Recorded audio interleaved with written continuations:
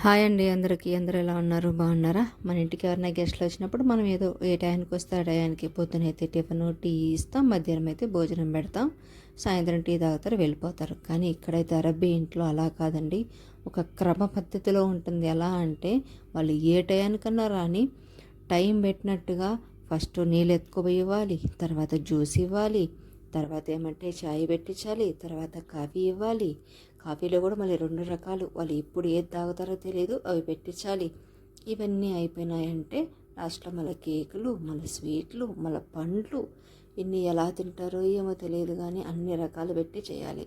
ఇంకొకటి ఏమంటే కాఫీ గ్లాసుల్లో కానీ జ్యూస్ ఇచ్చే గ్లాసుల్లో కానీ గ్లాసులు ఎంత నీట్గా ఉండాలంటే కనీసం వాటి మీద అంత మరక కూడా కనిపించకూడదు అనమాట. అంత నీట్గా పెట్టి ఇవ్వాలన్నమాట. వాళ్ళు కానీ ఏదైనా చిన్న మరక చూసారంటే ఇంకా అయిపోయా మనకి దబిడి దిబిడే.